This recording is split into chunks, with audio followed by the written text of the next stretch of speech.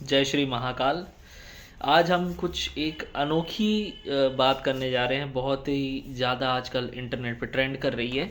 मैं आपको विस्तार से समझाऊंगा इस बारे में।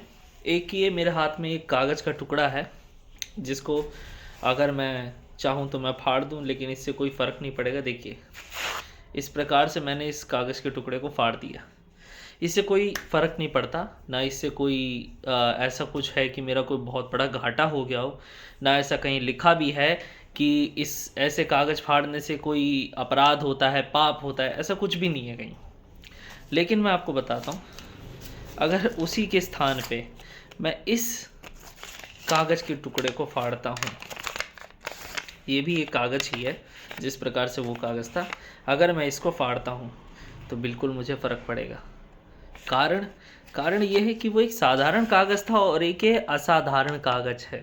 इस कागज़ का महत्व है। वो एक कोरा कागज़ था, उस पर कुछ भी नहीं था, लेकिन इस कागज़ पे हमारा धन राशि का प्रिंट है, जिसको मशीन द्वारा बहुत ही सूझबूझ के द्वारा बनाया गया है। ठीक है, उसी तरीके से हम जो है बात करेंगे स्टोन के बारे में। स्टोन देखिए कई प्रकार के होते हैं, मूंगा, रूबी, नीलम हो गया, नीली हो गई, पुखराज हो गया, पन्ना हो गया। ठीक है, हमारे पास यहाँ पे देखिए नीलम है, जिसको ब्लू सफ़ायर भी कहा जाता है। अब मैं आपको इससे पहले इस बारे में क्यों बोल रहा था कि इस कागज़ में उस कागज़ में क्या फ़र्क है। देखिए, कई सारे लोग कहते हैं कि इसको पहनने से कुछ नहीं होता या मूर्ति पूजने से कुछ नहीं होता। तो देखिए, मैं एक चीज़ आपको बताऊंगा। और हाँ, इससे पहले आपको स्पष्ट कर दूं, कई लोगों का ये भी तथ्य है कि भैया मूर्ति तो सड़क किनारे भी रखी रहती है। ठीक है, जो मूर्तिकार होते हैं उनके पास भी मूर्तियाँ रखी रहती, उनकी क्यों नहीं पूजा होती। तो मैं आपको बताता हूँ, एक पत्थर और एक मूर्ति में अंतर क्या होता है। देखिए, मूर्तियों की वेद मंत्रों द्वारा प्राण प्रतिष्ठा की जाती है। जैसे हम कभी कभार कोई फ़ोटो ला करके घर के अंदर टांग लेते हैं, तो उसकी पूजा हम नहीं करते, लेकिन जो हमारे मंदिर में जितनी मूर्ति होती है उसकी पूजा हम करते हैं।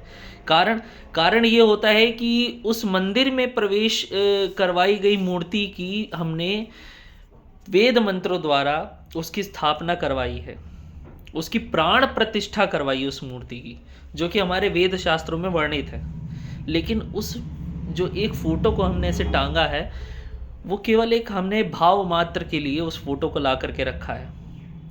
इसमें कहीं भी ऐसा कुछ नहीं होता। मैं आपको स्पष्ट बताऊं कि जो लोग आपको बोल रहे हैं कि इसमें कोई कुछ नहीं रखा, आजकल देखिए ये यूट्यूब पे भी बड़ा ट्रेंड चला है ईसाइयों का कि ये सब मत करिए, वो सब मत करिए। कई प्रकार के बौद्ध धर्म के भी लोग हैं जो इसमें बोल रहे हैं कि नहीं मानना चाहिए, पूजा पाठ कुछ नहीं होता, हम ब्रह्मा विष्णु महेश को नहीं मानते। मत मानिए, आपकी अपनी इच्छा है, हम आपको मजबूर नहीं कर रहे किसी के लिए।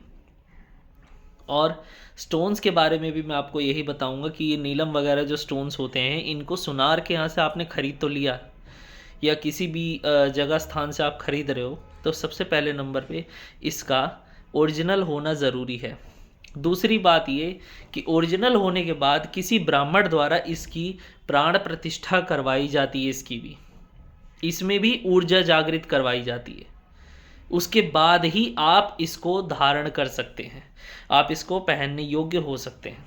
अगर आप ऐसे ही कहीं से खरीद के लाते हैं और इसको अपनी उंगली में डाल लिए कि चलिए जी अब तो हमारा कुछ न कुछ हो जाएगा, ठीक है, कई लोग होते हैं, लेकिन ऐसा करने से कोई लाभ नहीं होगा। स्पष्ट आपको मैं बता रहा हूँ, ऐसा करने से कोई भी लाभ नहीं होगा।